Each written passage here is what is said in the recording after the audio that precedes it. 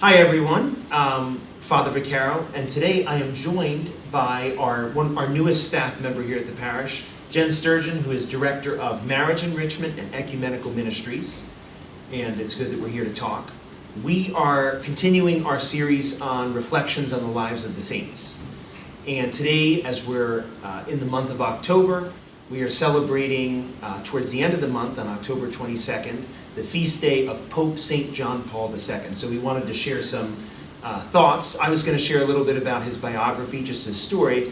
And Jen, she and her family lived in Poland, would offer some reflections on how John Paul impacted her life and inspired her, things about him that affected her faith. So, teamwork.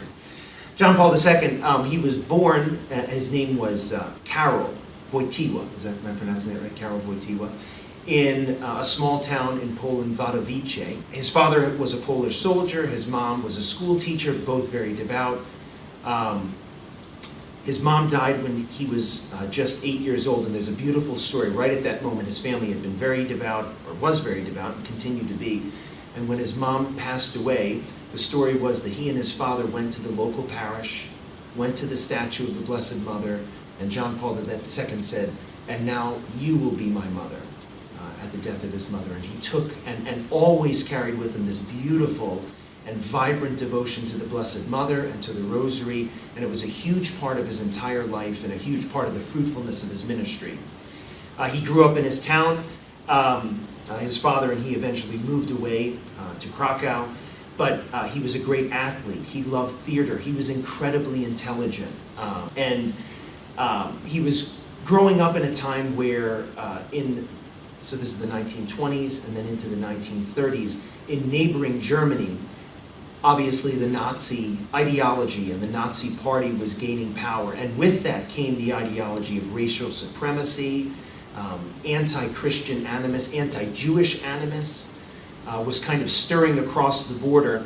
And John Paul was, as a child, Karol, was hearing this, was experiencing this, and was noticing, as many Poles did, noticed how this was so contrary to the message of Christ.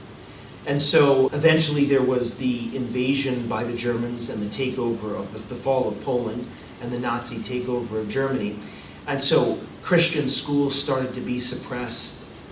Churches were starting to be closed. Priests and bishops were starting to either be persecuted openly or stifled, meaning they were told by the government they couldn't preach. And John Paul II, again, with this heart of faith, realized that this is not the gospel. And so he continued his Catholic education, even eventually entering an underground seminary to begin his studies of priestly formation. And he started also like an underground theatrical group that would continue promoting the Catholic arts in defiance to the kind of militaristic ideology that was being imposed by the Nazis. It was interesting that during this time, John Paul II was also working. He was conscripted into a labor group, the labor force for the Nazis, and worked in a rock quarry. So here he was trying to carry his university studies, his seminary studies, his theatrical endeavors, his own personal writing, a very devout and extensive prayer life, while also being basically a conscripted slave for the Nazis. So just the power of his faith. He didn't fatigue, he didn't buckle, he just persevered. After the war, he was ordained a priest, served as a parish priest in a few rural parishes where he did great work with the young. He always had a heart for the young. He would work with young families, which relates to, obviously, your work. Worked with young families. He worked with youth groups. He worked with college students. He was a chaplain at a university. But his intellectual abilities were very quickly noticed by his archbishop. He was sent away to Rome to do his studies, and then he came back and was a faculty professor in Krakow. Hugely and widely popular. People would come. Students would sign up for his classes to hear him talk, and a lot of his lectures were on theology, were on prayer, and then he also started, again because of his love for family life, human sexuality, married life. So he continued his teaching, he continued his work with the young. He was chosen, or allowed to be chosen, nominated as an auxiliary bishop because many of now the communists were in control in Poland. They thought that this intellectual priest would be no threat to the Communist Party.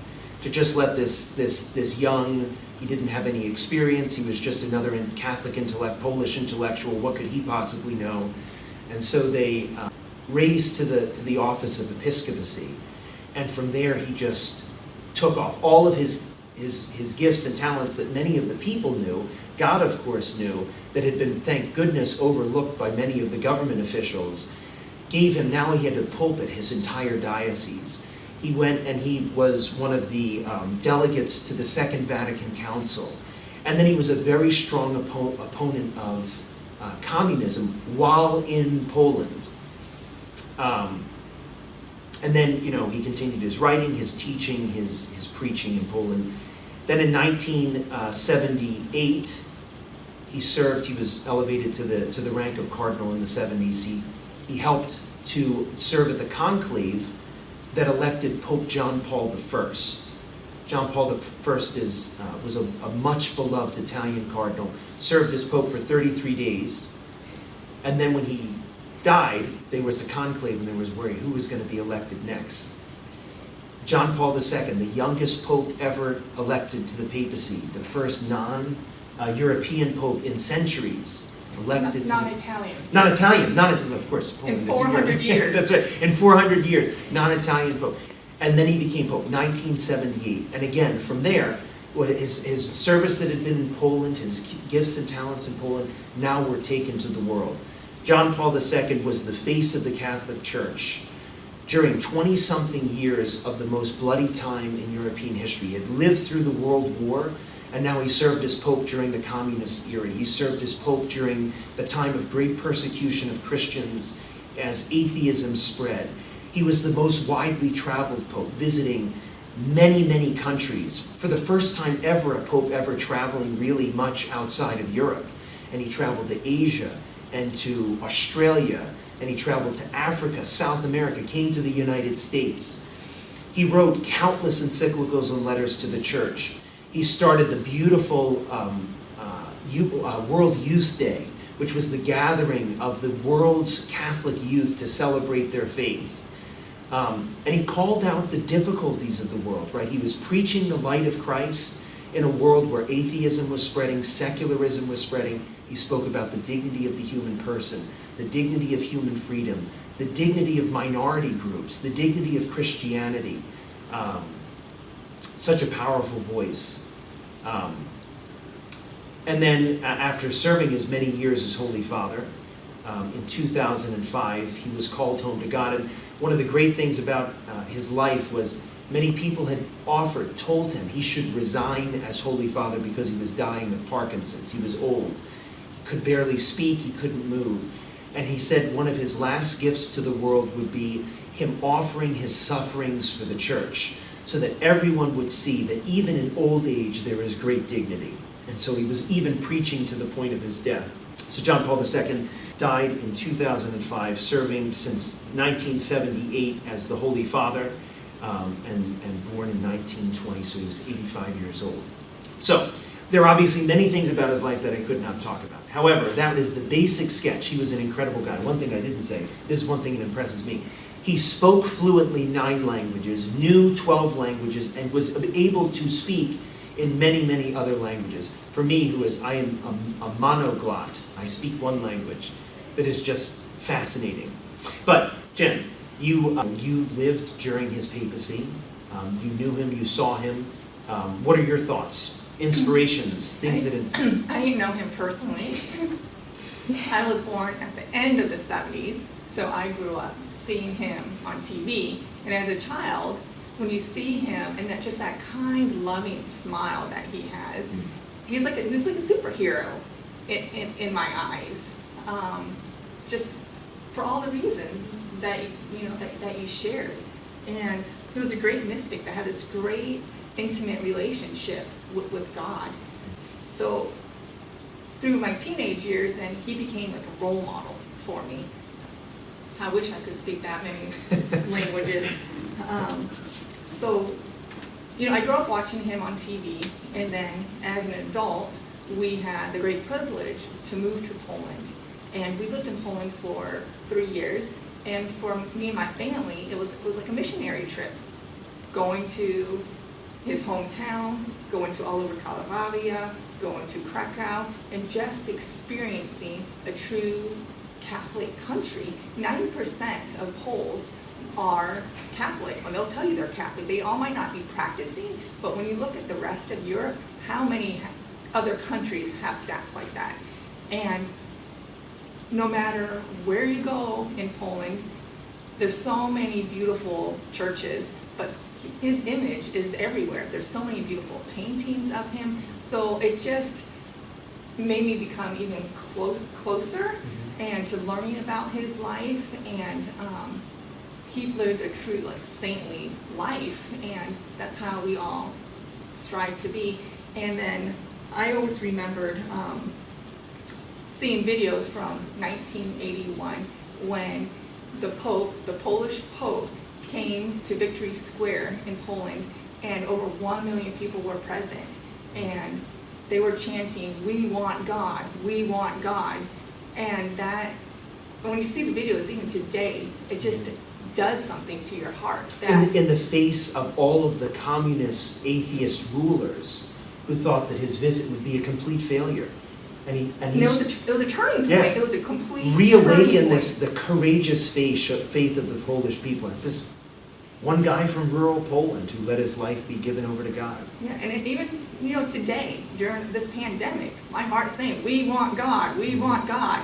God is who we need to keep God in the center of our life.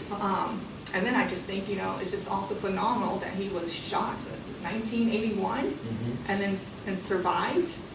And it's just remarkable, his whole background. So that's why I have a devotion to him. I do too. We were sharing before we started this video. It was referenced in one of the videos about the liturgy, I think in the sacristy tour.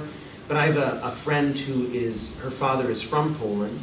I believe her father was at the Mass where they were shouting, "We want God." And when they went over on pilgrimage, they bought me a vestment in Poland. It was made and blessed in Poland.